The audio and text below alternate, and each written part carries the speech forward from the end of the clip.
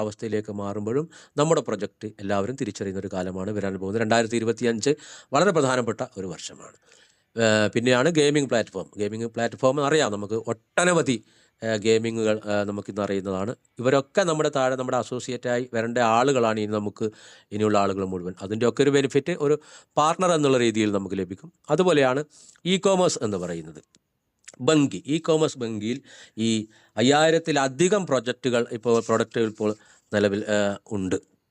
അപ്പോൾ അതുമായി ബന്ധപ്പെട്ട് നമുക്ക് നമ്മുടെ ഒരു മനുഷ്യ ജീവിതത്തിൽ നമുക്ക് അനുഭവിക്കേണ്ട നമുക്ക് ആവശ്യമുള്ള എല്ലാ സംഭവങ്ങളും ഒരു കുടക്കീഴിൽ എത്തിച്ചുകൊണ്ടാണ് ലോകത്തിലെ ഒരു സാമ്പത്തിക വിപ്ലവത്തിന് പേൾവെയിൻ ഇൻ്റർനാഷണൽ അവസരമൊരുക്കിയിരിക്കുന്നത് എന്ന് നമ്മളൊരു വിശാലമായ ഒരു ചിന്തയോടുകൂടി കാഴ്ചപ്പാടോടുകൂടി മനസ്സിലാക്കി കഴിഞ്ഞാലാണ് നമുക്ക് ഈ ഒരു പ്രോഗ്രാമിൻ്റെ വ്യാപ്തിയെക്കുറിച്ച് മനസ്സിലാവുക. ഓക്കെ, ഇവിടെ നമ്മളെപ്പോഴും ചർച്ച ചെയ്യുന്ന 1-2 കാര്യങ്ങളിലൂടെ പോയിക്കൊണ്ട് ഞാൻ ഈ മീറ്റിംഗ് പെട്ടെന്ന് തന്നെ അവസാനിപ്പിക്കും. കാരണം കുറച്ചൊരു ഫിസിക്കൽ കണ്ടീഷൻ കുറവാണ്, അതുകൊണ്ടാണ് പറഞ്ഞത്.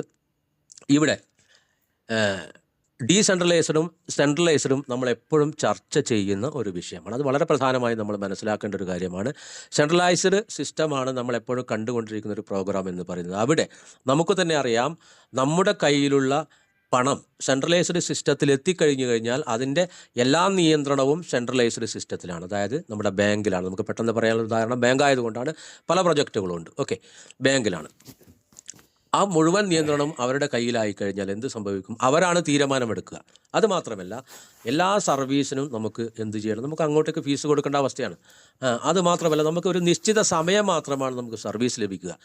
രാവിലെ 8 മണി മുതൽ 5 മണി വരെ. അതിനുശേഷം നമുക്കൊന്നും ചെയ്യാൻ കഴിയില്ല.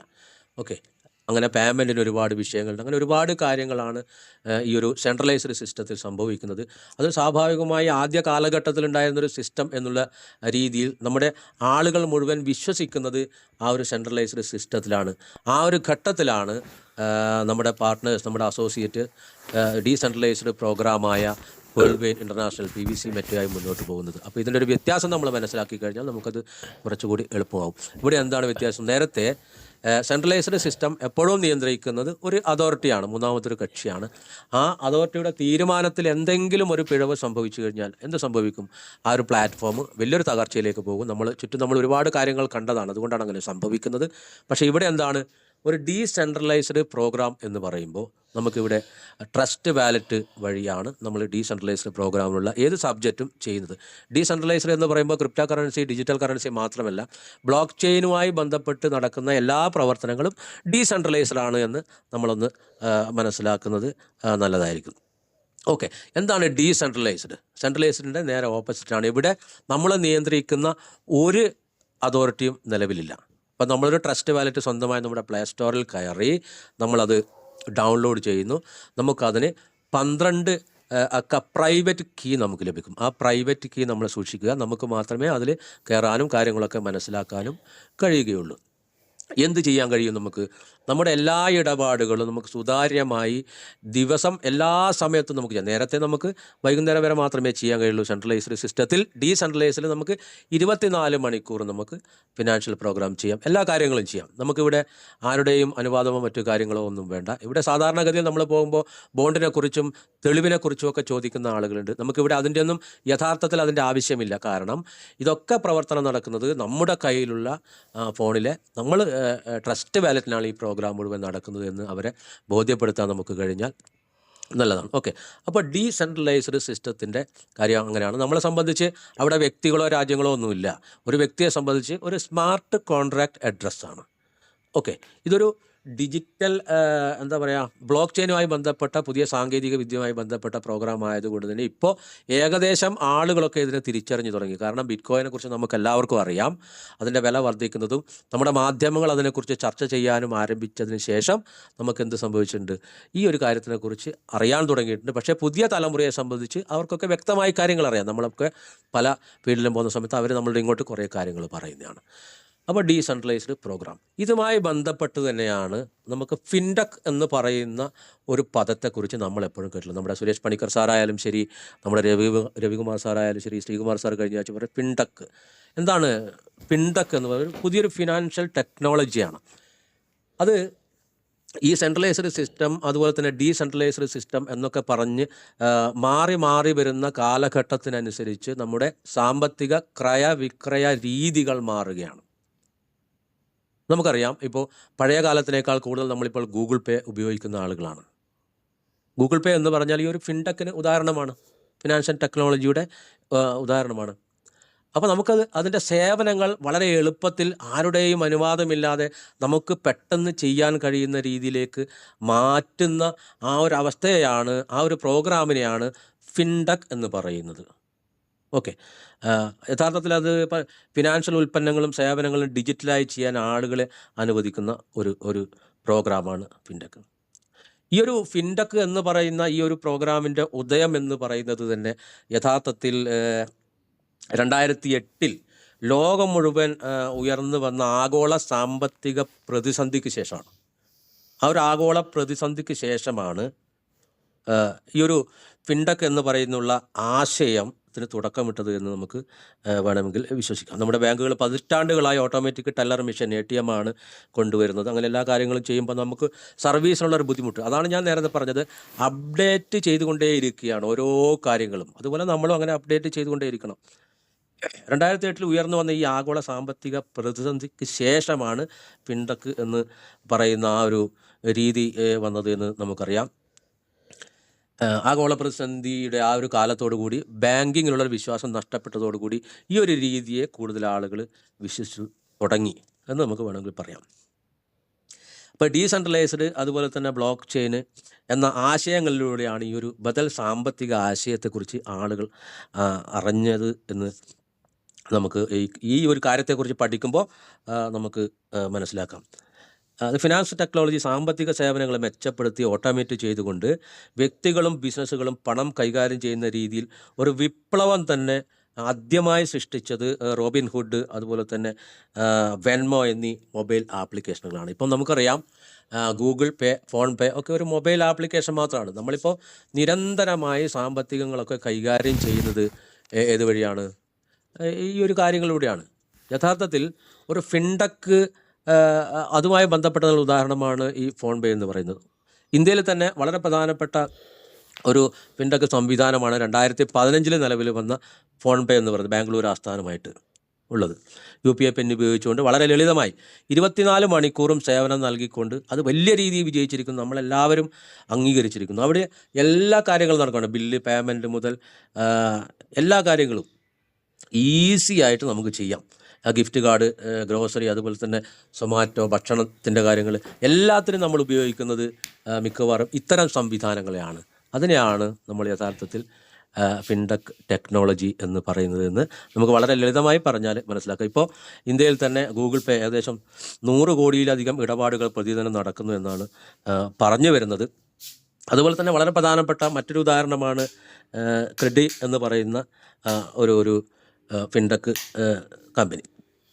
ഇത് ക്രെഡിറ്റ് കാർഡുമായി ബന്ധപ്പെട്ട് കൃത്യസമയത്ത് കസ്റ്റമറെ സഹായിച്ചുകൊണ്ട് ബില്ല് പേയ്മെൻറ്റ് ഓർമ്മിപ്പിച്ചുകൊണ്ട് ഓഫറുകൾ നൽകിക്കൊണ്ട് 19 ലക്ഷത്തിലധികം കമ്മ്യൂണിറ്റിയിലേക്ക് ഇപ്പോൾ സർവീസ് നൽകുന്ന ഒരു ഫിൻടെക് കമ്പനിയാണ് അത്. അതുപോലെ തന്നെയാണ് വേറെ ഒന്ന് റേസർ പേ എന്ന് പറയുന്നത്, അതും ബാംഗ്ലൂർ ആസ്ഥാനമായി പ്രവർത്തിക്കുന്നതാണ്. അത് വ്യാപാരികൾക്കും ഡിജിറ്റൽ പ്ലാറ്റ്ഫോമുള്ള ആളുകൾക്കും പേയ്മെൻറ്റ് ഗേറ്റ് വേയിലൂടെ സർവീസ് നൽകിക്കൊണ്ട് വളരെ വലിയ രീതിയിൽ അത് വികസിച്ചു കൊണ്ടിരിക്കുന്ന ഒരു പ്രോഗ്രാമാണ് ആ ഒരു സംഭവം.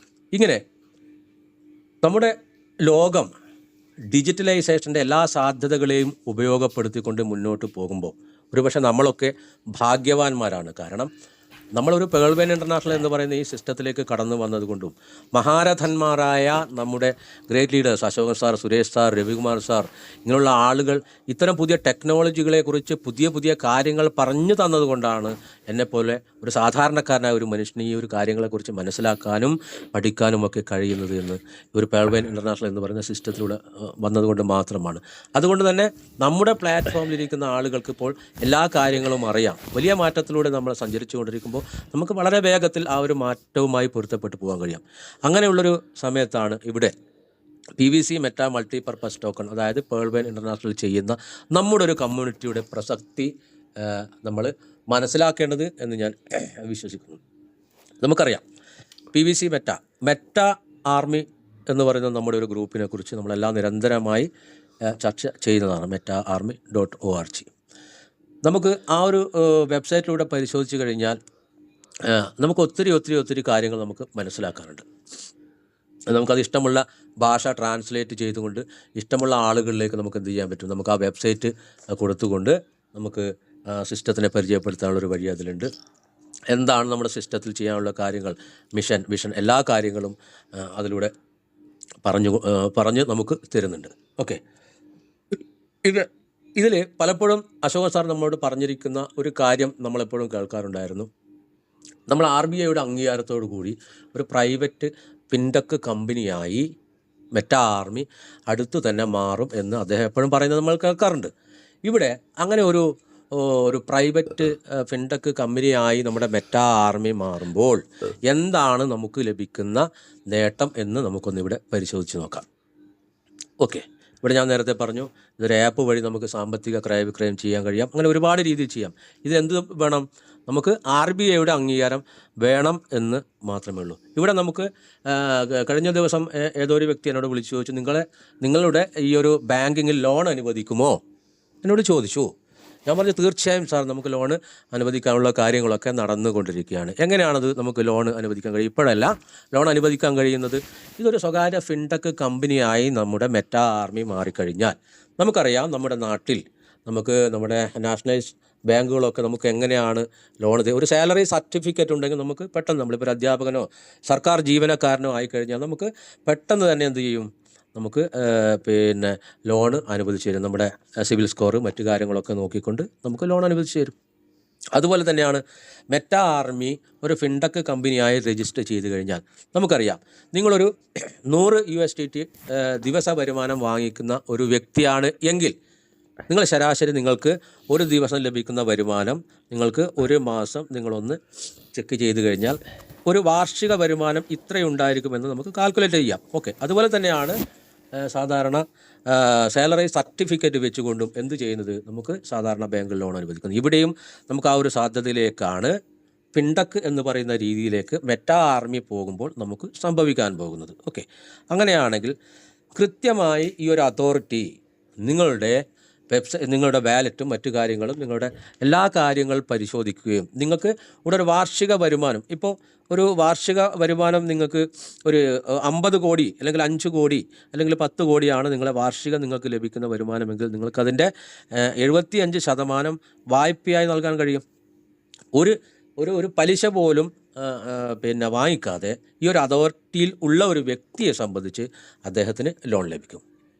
അതാണ് ഈ ഒരു ഫിൻടെക്കുമായി ബന്ധപ്പെട്ട് നമ്മുടെ സിസ്റ്റം പ്രവർത്തിക്കാൻ തുടങ്ങിയാൽ നമുക്ക് ലഭിക്കുന്ന വളരെ പ്രധാനപ്പെട്ട ഒരു കാര്യം എന്ന് പറയുന്നത്.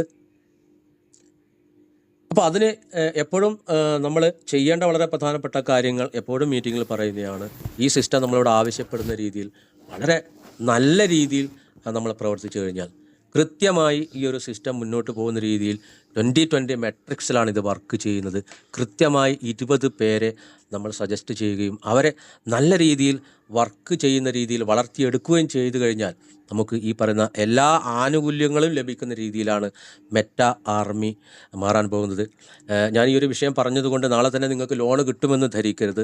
ഈ ഒരു പ്രവർത്തനത്തിലേക്കാണ് മെറ്റാ ആർമി പോകുന്നത് എന്നാണ് ഞാൻ പറഞ്ഞു വരുന്നത്. കാരണം ഫിൻടെക് എന്ന് പറയുന്നത് ഈ ഒരു രീതിയാണ് പ്രൊമോട്ട് ചെയ്യുന്നത്. ഇപ്പോൾ സാധാരണഗതിയിൽ എങ്ങനെയാണ് ഒരു ഫിൻടെക് കമ്പനി പ്രവർത്തിക്കുന്നത് എന്ന് കൂടി നമുക്ക് നോക്കാം. സാധാരണ നമ്മുടെ നാട്ടിൽ നമുക്കെന്തുണ്ട്, സ്വകാര്യ ഫിനാൻഷ്യൽ സ്ഥാപനങ്ങളുണ്ട്, എല്ലാ കാര്യങ്ങളുണ്ട്. അവിടെ ഏകദേശം ഒരു സ്വർണ്ണ പണയമിടപാട് സ്ഥാപനമാണ് എന്ന് നമ്മളൊന്ന് സങ്കല്പിക്കുക. ഓക്കെ, നമുക്കിപ്പോൾ നമ്മുടെ സംസ്ഥാനത്തോ നമ്മുടെ ഇന്ത്യയിലോ ഉള്ള ആകെ സ്വർണത്തിൻ്റെ വാല്യൂ ഒന്നും ഒരിക്കലും ആ സ്ഥാപനത്തിൽ നമുക്ക് എന്ത് ചെയ്യാൻ കഴിയില്ല, നമുക്കതിൻ്റെ റിസീവ് ചെയ്ത് വെക്കാൻ പറ്റില്ല, സൂക്ഷിച്ച് വെക്കാൻ കഴിയില്ല. ഒരു 50 ലക്ഷം രൂപ മാത്രമേ ആ ഒരു കമ്പനിയിൽ, അതായത് ആ ഒരു സ്ഥാപനത്തിൽ എപ്പോഴും ഉണ്ടായിരിക്കുള്ളൂ. പക്ഷേ അതിനുശേഷം എന്ത് സംഭവിക്കുന്നു, 50 ലക്ഷത്തിൽ കൂടുതൽ അവിടെ ഒരു സർവീസ് കൊടുക്കേണ്ട ഒരവസ്ഥ വന്നു കഴിഞ്ഞാൽ എന്ത് സംഭവിക്കും, അവിടെയാണ് ഫിൻടെക്കിൻ്റെ പ്രവർത്തനങ്ങളും അതുപോലെ തന്നെ RBIയുടെ അംഗീകാരവും ഒക്കെ വളരെ പ്രധാനപ്പെട്ട ഒരു കാര്യമായി മാറുന്നത്.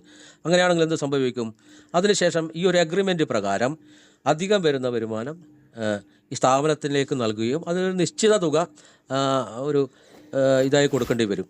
അങ്ങനെയാണ് ഈ ഒരു ഫിൻടെക് എന്നുള്ള രീതിയിൽ ഈ പ്രവർത്തനങ്ങൾ നടക്കുന്നത്. അതുപോലെ തന്നെയാണ് നമ്മുടെ മെറ്റാ ആർമിയും ആയി മാറാൻ പോകുന്നത്.